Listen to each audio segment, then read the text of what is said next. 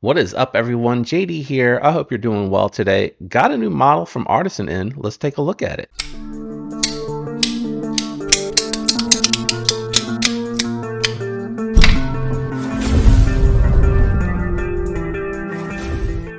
All right, guys, we got this new model in. They are calling it the Holm. It is a very interesting piece. You have a steel bolster hollowed out, and they're calling this a wood onlay. I thought it was like a G10 made to look like wood, but they're calling it a wood onlay. It has a steel fold over pocket clip, button lock with a secondary lock for the open position, ARP AR RPM 9 blade steel with thumb studs, and that is an actual working footer. Check it out, guys. You can get that thumbnail or fingernail, not thumbnail. You can get the nail in there with that long nick, and you're able to reverse flick it if you're not contouring your index finger to block the thumb stud from opening. But it is more on the medium side for that button lock detent on there. Just keep that in mind. Kind of reminds me of my Echo. So sometimes you get them from the from Artisan, and they're very satisfying to reverse flick, and then other times not as much. Very good on the thumb stud though, and the button action on here is very nice. Looks like it's centered, and there is a little bit of side to side. Let me just see if I can tighten that up just a touch. And it may be just because of the small bearings.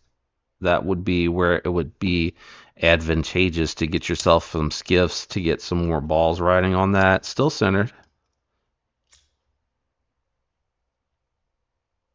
But we got rid of the play. So in the sweet spot, it may be that this needs a little bit of Loctite, but I took it down to the garage to do some cutting with it. And man, oh man, I'm telling you, this RPM 9 blade steel from Artisan is really good, guys. Factory edge was good going through the catalog paper, and we moved over to the cardboard, and it was an absolute laser beam going through the cardboard. Cut after cut was effortless, and it just absolutely chewed through that cardboard. And we did a little bit of detail work on camera so you guys could see how wonderful the pinch grip was, how well it worked going through the cardboard on the tabletop. Very accurate, very easy to control, and very easy to get leverage out onto the tip. And afterwards, still had a fantastic edge. I even looked at the blade steel because I was like, wait, is this RPM 9, or is this one of those ones where they did steel with S90V? It is not. It is definitely RPM 9, and it has a great blade steel. And honestly, guys, I like this a lot more than I even thought I would. When I saw it, I thought, that is very interesting. But I actually really like this because with the lock, it gives you an extra layer of security there that you don't have to worry about accidental disengagement, which has been a concern that's been raised around these plunge locks. So it is a nice workaround. It simply works manually. You push it over and lock it into place, and then when you're done with it, you can unlock it. What I haven't tested though is, does it lock closed? It does. Okay. So you can even lock it in the closed position for additional safety. So locked open, locked closed. I don't think it affects the performance in any way, shape, or form. And I would imagine you can disassemble it the same way. Now it looks like they have the screw for the pivot on the show side. So I'm imagining that you probably just lift off from the buttons, but you just got to be careful with that spring because it could pop off.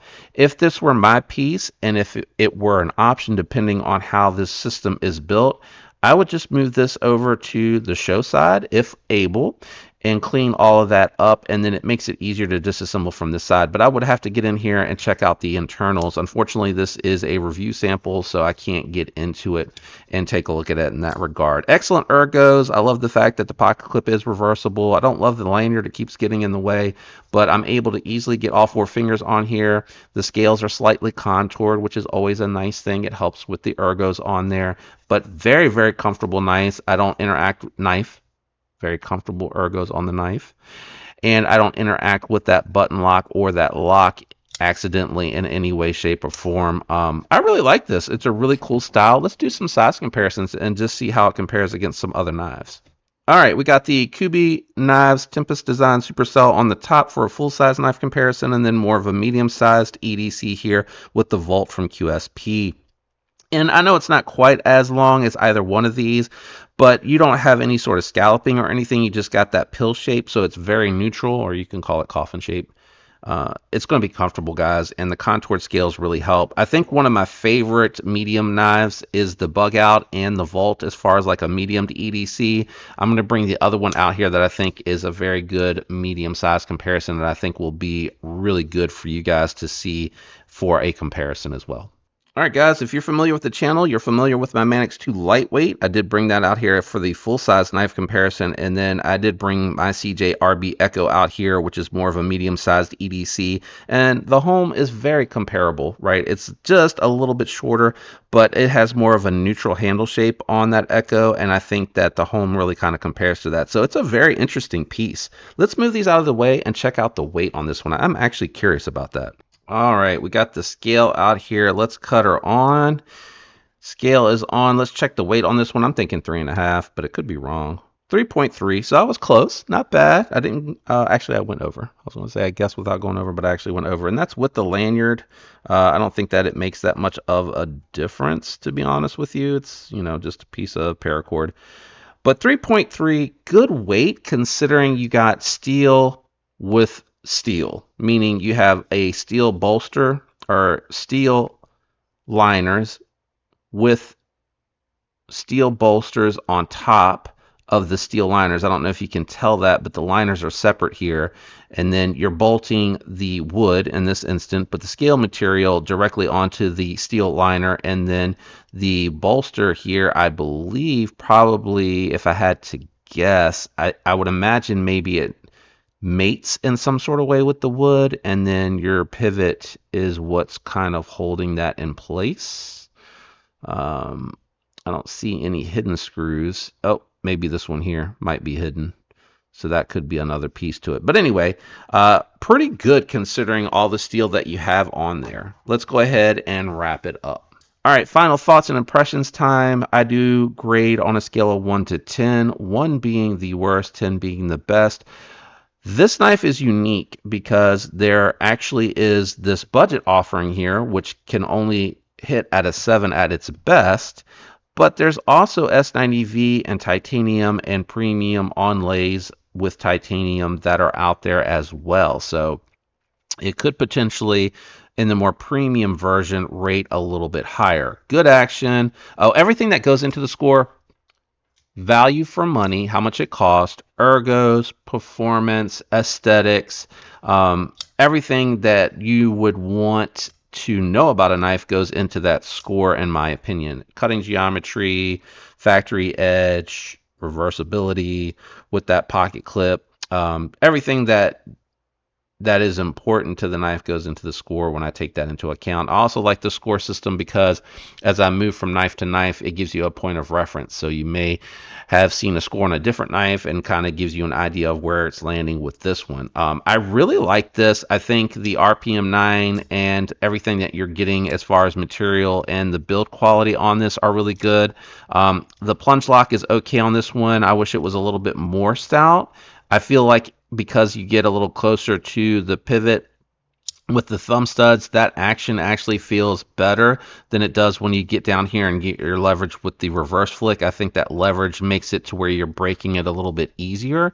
So that, you know, a little bit of a factor there. I like the fact that it's reversible, comfortable in hand. I love the fact that they give you multiple options, and the blade shape's really good on this one. Now, the handle is a little neutral, not very flashy, not very showy, but I think plays a factor in the fact that it's comfortable in hand.